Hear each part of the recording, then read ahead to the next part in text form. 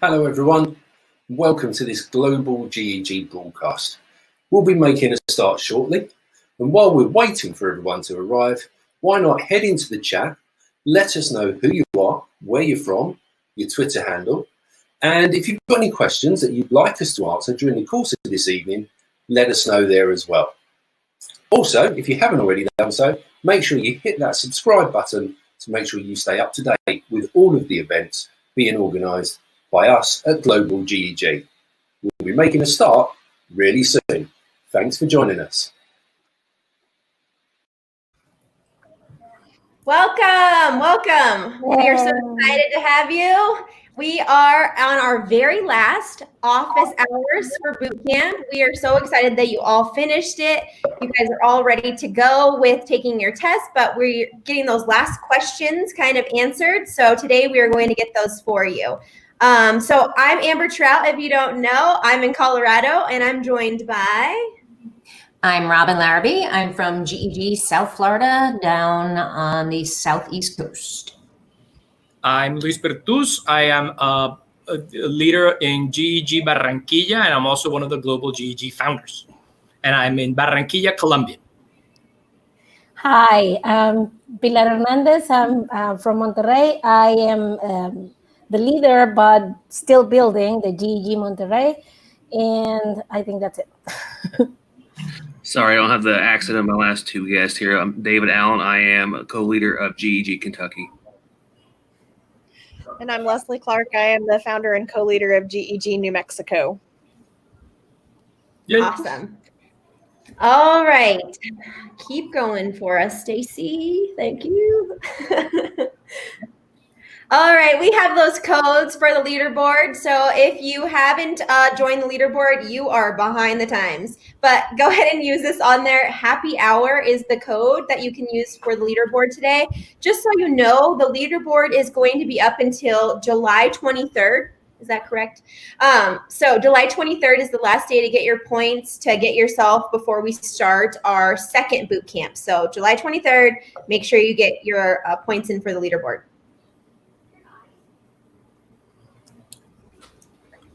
All right, bonus points today, so double points. Share a glow and a grow. So what tools are you most confident in for level 1, and what tools do you probably need a little more help on that you would bring to office hours? So glows and grows, give us things that you can do with a breeze in your test and some things that you're still growing with, figuring out, not sure about. Tag a presenter, say thank you, complete this, and you'll get 50 bonus points on top of your happy hour code. I feel like I'm being blocked by the live, am I? I'm going like this. No. You're good. Don't worry about it. Okay, next one. Cora. All right, here we go. The best part of the day, answering those questions. So we're going to pull up the questions here so that we can kind of see. We are going to stick only to session 3 bootcamp questions. I know there might be some from question 1 and 2, but on this document, everything is going to be answered. So you can have all those answers that maybe we don't get to today, but we're going to focus on just session 3 so that you guys have all the information you need before you take the exam. So let's take it away. What do we got here? What question are we starting with? I can't see it very well. Okay. Is there a way to alphabetize your playlist in YouTube? By hand. There's what? By hand. No, Manually. Manually, not that you know. It's a bit rough, but playlists in YouTube are very the way they're editing them is a little kludgy. So you can create playlists very easily, but just organizing them is more a hands-on approach, as far as I know. Okay. What else we got? Okay. We want to go over our top tips. I totally forgot that. Sorry. So do we want to start with top tips on things that we did do in 3 so that we can talk about those before we go into some more of these. I'll start, I guess. My favorite top tip was the thing that I love the most is actually Google Keep. So I am a huge fan of putting everything in the Google Keep, and then you can see it right here on her document there on the right-hand side. The Google Keep is always available, and you can click on it and drag stuff over into your document. Like, that is an amazing feature, and I love using Google Keep to be able to put all your things in there because it's easier to find than your Drive. And so you can highlight them in different colors, which I like to do. So then those all go together, and then just drag and drop them into your document. So and you can pin the notes also to access them faster. Yes, like the latest ones. But I used to use Google Keep for my grocery list. Yes. there is a thing. Please remember, as far as we know, as our experience has gone, Keep is more of a theoretical tool that's evaluated in a test and not a practical one. So you might not get to do anything in Keep in the practical part of the test. So don't really stress out about it much. Just know that it's there. It's awesome. It's like one of the best tools that there's there to like keep you organized, but don't really work on it that much because I don't think it's really on the test. I think it's more important to use the tasks attached to an email, I think.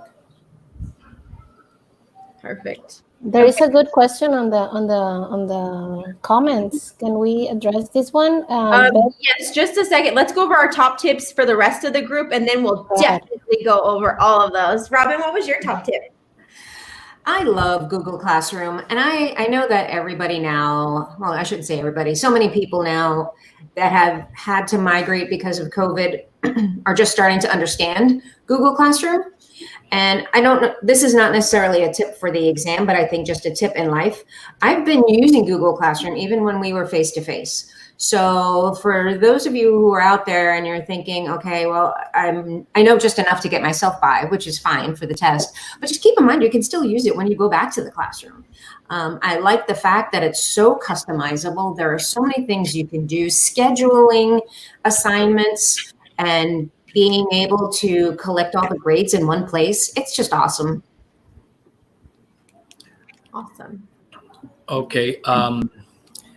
My top tip for the stuff we did last time, curiously enough, it's nothing to do with the topic that I presented because groups is rather straightforward, at least for the test. My top tip is sites. Please bone up on sites, especially if you're one of those people that don't really use it much. It's one of those things that can trip people up, especially if they never used it a lot. And it might consume a lot of time to do relatively simple tasks. So if you practice a bit on sites before you go for the test, it would be a lot easier for you. Pili, your turn. Well, my top tip would be for taking the exam. It's always the same. I always give the same tip, which is be very careful when reading the instructions, because I have friends that have failed it for not reading well what they needed to do. So that would be my top tip, always. And watch your time. Keep an eye on the time with the exam.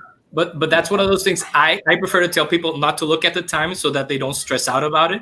But to be honest, I never have problem with the time. I actually finished an hour earlier. I think my issue was reading the whole thing, because sometimes we used to like skip over stuff when we read as teachers, I think, because we have to read a lot of papers. And so I would recommend to read very carefully. Sometimes the questions even have tips on how to answer the question. So just pay attention to that.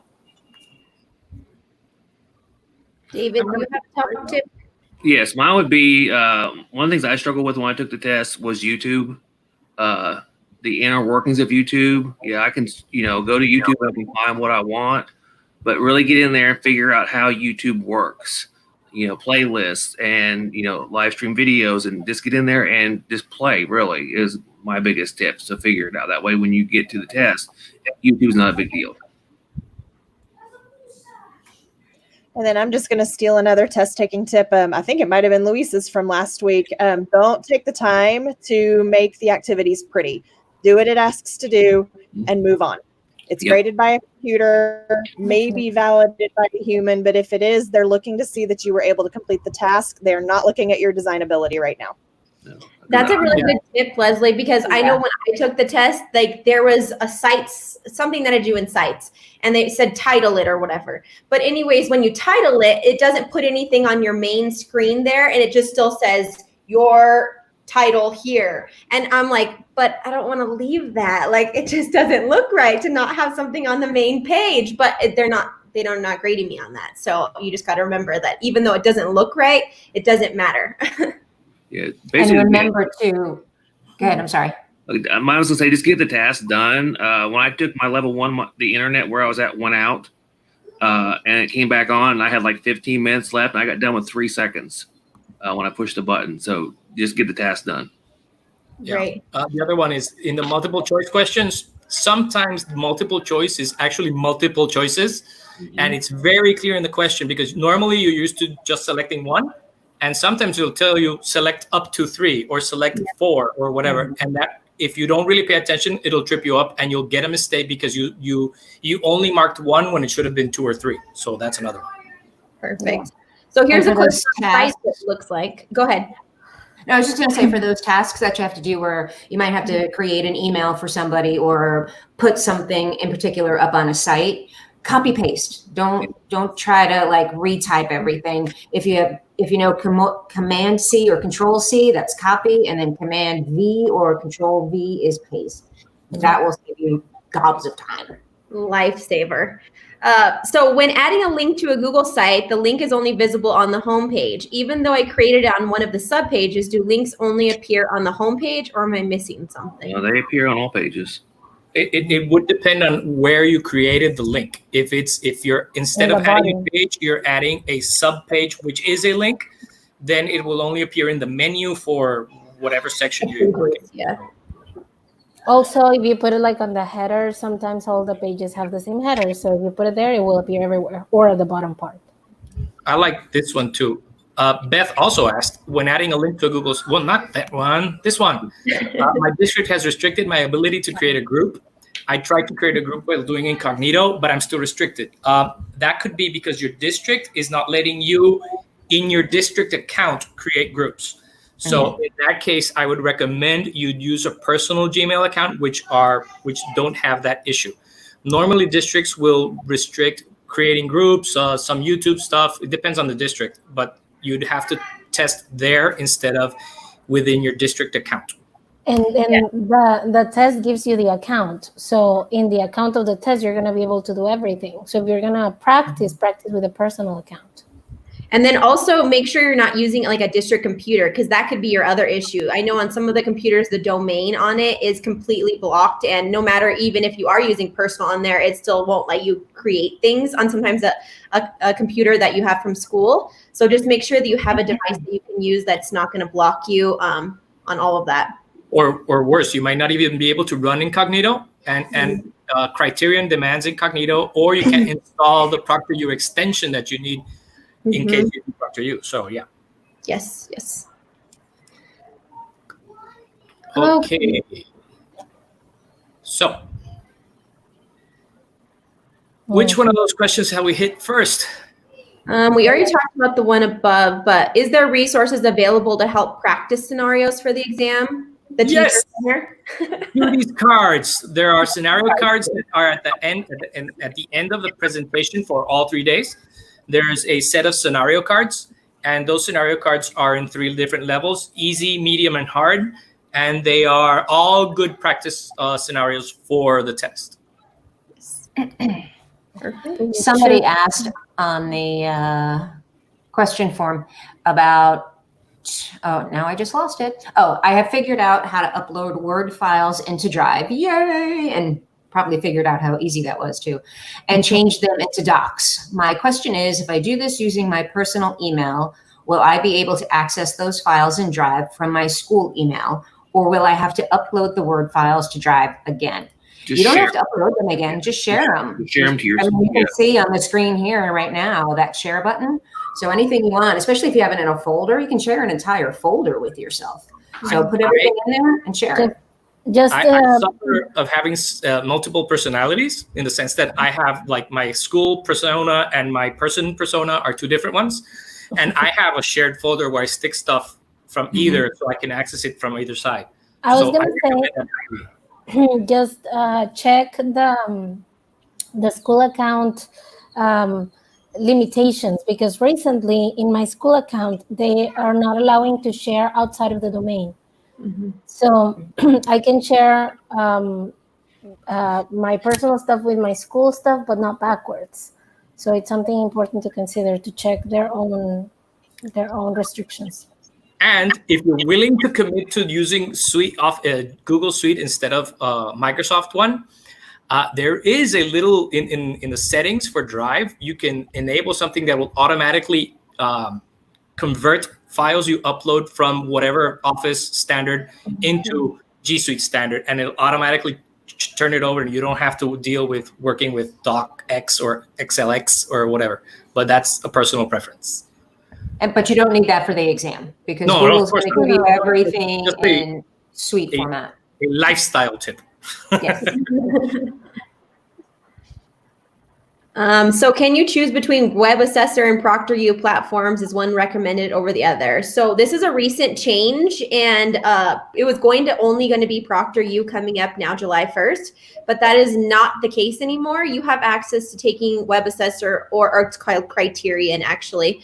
Criterion and Proctor You, either one that you want to take, they have the exact same things that you can do in them now. You can have open note, open internet on both of them. Proctor You, you do have a little more process through it. You do have to put a little icon in the corner of your screen. They do share your screen and you are watched live, but you still have access to look at whatever you need to, just like in the Criterion system. So Criterion system doesn't go away until next summer is when they said. So you still have a full year to take it in either one. And it's personal preference, really. Proctor You is just a little bit different, because I know I took my recert in Proctor You just recently. So I know that when I was in there, it's definitely different when somebody's watching you live and you're sharing your screen. And so that's definitely a little anxiety ridden. But besides that, it's the same thing you can do in either system, though. Still, Criterion took your picture every so often. You never knew exactly how often. So, it's not that bad. The only thing you will see if you search online, you'll see a lot of complaints. And the complaints are mainly like 90% it's because it's new and people just are clinging to the past, so to speak. There have been some issues, but that stuff has been going away. But it's the exact same test. There is no big difference. And you're getting conflicting information because decisions were made to take away the open note, but then that decision was reversed. So if you see information, be sure it's dated somewhere in the last 30 days? Yeah. Yeah. Yeah. Very recent. It was very recent. Sorry, you froze there, Leslie. Okay. Yes. So either or, it's up to you. Personal preference, same thing you're doing in each one. Was there a difference for you to recertify, Amber, on Proctor You? If you recertify within a certain window, you'll only get the practical part, not the multiple choice. I know that, but some people said that when you recertify in a different platform, they don't recognize the fact that you're recertifying. So that's my question. Yeah, lucky all of you. I had everything. I had to do all the questions, all the scenarios, all the everything. So, but also I did realize, and some people are getting this error message. This is just a quick thing. They were getting a thing from Proctor You saying pending policy review when they get their results. And that doesn't mean anything. It just means it's pending results. I got the exact same thing. 7 days later, I got my results saying that I passed. So don't freak out about that when you get something saying pending policy review. I don't think that those two systems are talking to each other is the thing, because I got a certificate for passing, but it's not in my Criterion system saying that I've passed it. So just be patient and know that all of that stuff is working itself out, but just rely on that email you get saying you passed with that certificate. Somebody asked here, and this is good for practicing, not all of the apps show in the waffle. Specifically, the icons for forms, sites, and groups are not there. Is there a way to get them added to the waffle? Yeah, actually, if you go to your waffle and you scroll all the way down and you still have not seen what you want, there is a little button at the bottom that says, I think, go to G Suite Marketplace. Hold on, I'm sorry. I meant to look at it first. Yeah, it says more from G Suite Marketplace. So then if you click on that, it'll take you to everything. Normally those things are included right away. So I don't know why for some reason they wouldn't be on yours. It depends on the characteristics of the account. For instance, in the personal account, you wouldn't see Classroom, but in the school account, you would. It also depends on the age of the account because, for example, my accounts from school are over 5 years old and they didn't show anything because it was newer than what was originally there. So, yeah. It's also on your domain as well. I mean, when we first switched over to Google, we weren't allowed to use Gmail, and so it was not available to us for the first 6 months. So sometimes stuff is just not there based on your domain.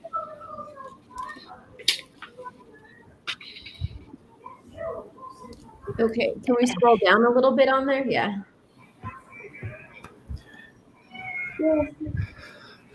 Okay. Think a little more. Somebody's asking, what is the window for recertification? It's around a month. It's 30 days, and I took it, and the week after those 30 days, and I still got the recertification exam. Yeah, it's not a big deal. And then also someone was saying, I think Becky was mentioning that everyone that takes the test the very first time will have multiple choice. So don't get that wrong. We were just talking about recertification. That's after the test. But when you take it the first time, you should have all pieces of it. You don't get exempt out of anything the first time. So everyone will have all pieces. I see here on the screen, it says, in the Google Teacher Center, the first few lessons focus on digital citizenship, going paperless and such. Are those areas addressed on the exam? Yes. Yes. You know, because of we can't share with you the actual questions. I don't know why. Thank you. Letters. Because of the NDA, we can't be very specific, but yes, more than likely they'll be there. And you will all sign an NDA because we're not supposed to disclose what's the actual contents of the test. We can be nice and vague about it, but like exactly what the questions are forbidden. The same as like taking screenshots of the test and all that sort of stuff is no good. Yeah. Don't do it. No good. It's also a topic mentioned during the fundamentals training. So definitely, if it's mentioned in the training, it's gonna be asked. Like digital citizenship, yes, going paperless, it's all mentioned in the fundamentals. So yeah. And some things that you do learn, you may not have them on the test. It's kind of like a random mix of questions. So you'll get some others. Just depends. Okay. The question at the bottom of the screen right there is somebody who ran out of time with one scenario to go. I'm not saying that all the scenarios aren't important. The pass-fail limit is 80%, and that 80% is both scenarios and multiple choice. So you can approve the test even if you run out of time, as long as you've done enough to get the 80%. So it's not that I told you that don't freak out, but bear that in mind. If you are confident that you did well in the test and that your scenarios and everything are okay, you'll probably pass unless you took like way too much time. But if you're only missing one out of I don't know how many scenarios there are, but there's a bunch. And then I'm not saying that you pass because I have no way of knowing, but it probably might not matter. Yeah. And I think depends also how many parts of the scenario were missing. Like if it was a two-part question, maybe it didn't have that much value. Yeah, and I think there's 15 multiple choice questions, and then the rest is all scenario, and I don't even know. I think it's like 20 or something like that altogether. But again, 80% is what you need, like Luis said. I've had teachers who've done the test, and I've been around them, so to speak, and one of them ran out of time, and they did enough to comply. So yeah. So you can finish the test without actually finishing the test. Yep. Seems like there's some questions more advanced level 1. Let's see. Okay, there's a that one, the people who are transferring from Outlook to Gmail. No, you can't. They're asking if you can do a classroom in one account and transfer it to another, especially since you're going to be working within a school account and a personal account. They don't like each other. And if you're inside a school and unless you personally add a friendly domain, you can't add foreign teachers to it. So that would be the only way of you to share. So no, what you can do is no, mentira. What you might be able to do is like create a classroom where you're having certain stuff already done. But if you haven't started with the new domain yet, you can't like pre-prepare, which is what I believe is what you're trying to do. If the person wants to have a certain view of the classroom, what they could do is add their personal account as a student sometimes to try it out. But that is if the domain allows it. Yeah, but you won't be able to like I understand that this person is trying to pre-prepare the class to have everything ready. And no, unfortunately, there's no way. No. You can sort of do like everything else. You can the docs, yes, you can. You can like any documentation or any slides or whatever that you want to throw up there. You can have them in the personal account and share them to your school account, but then you still have to build the classroom from scratch. Yeah. If you wanted to get really creative, that document, you could create the document almost like a hyperdoc. This way, when you share it to yourself and you're ready to do classroom, you've got everything set up. But that's not a level 1 question. That was just. Okay, that first question is super important because it's about making a playlist in YouTube. Yeah, YouTube. And then you do have to, wait, let me stretch a bit because you do have to create a YouTube account, which sounds ridiculous because you already have a Google account, but you have to enable the YouTube account within your Google account so that it works. And only after that can you create playlists. If you don't create that account, you won't be able to do it. And you will have to do it for the first time ever in whatever account you have. Even in the special Web Assessor weird account, you'll have to enable like a YouTube account in it. You have to like just click yes, but you have to do it first before you're able to create playlists. I was gonna say something. I was afraid at the beginning when I first started to create a Google, not a Google account, YouTube account, because I thought that like people could search for me, etc. But you can make it private, so that that you're not listed and nobody can search for your playlists and stuff. You can have it just for you, and it's no problem. You just enable, like Luis said, enable YouTube to use your account so that you have a channel. And then once you have the channel, you can select that the privacy is like unlisted and private. And then from there, you can make your own playlists.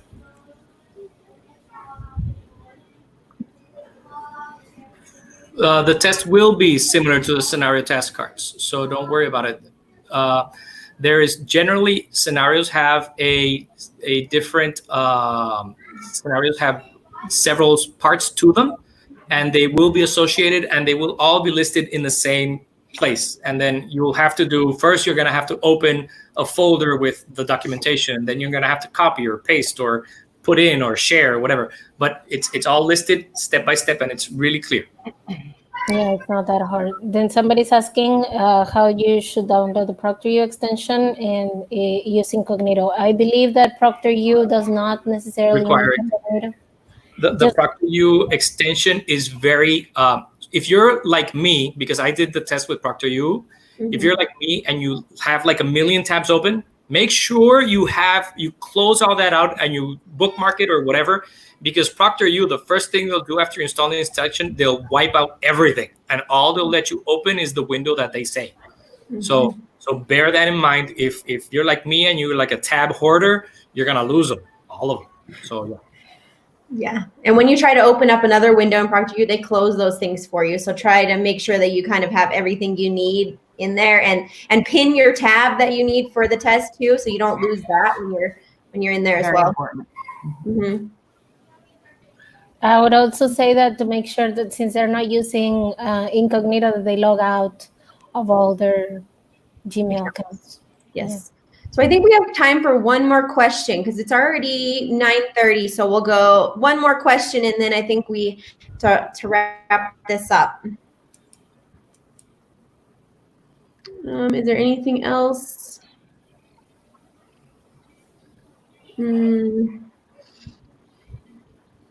Okay, well, maybe we'll just put those all in the document and then those will be answered for you later. If we could put that slide deck back up, Stacy, so we can do the feedback form, please. Just a question here. Can you flag questions in Proctor You? Jeffrey Jones is asking. Okay, Yes. yeah. And we can put all these in the document too, so that people know that we are going to get to your questions. We will have them in the document. And if you need have more, you can fill out the form and that's no problem. So, all right, let's go to that feedback slide, Stacy. We did bonus points. We did questions.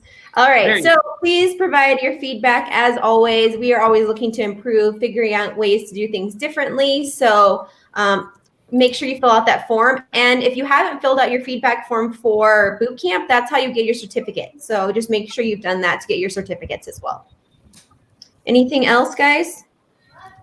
Nope, just pay attention, read through it. You got it. We went over everything you need and more. So if you were able to watch at least most of what we've done for you, you'll be fine.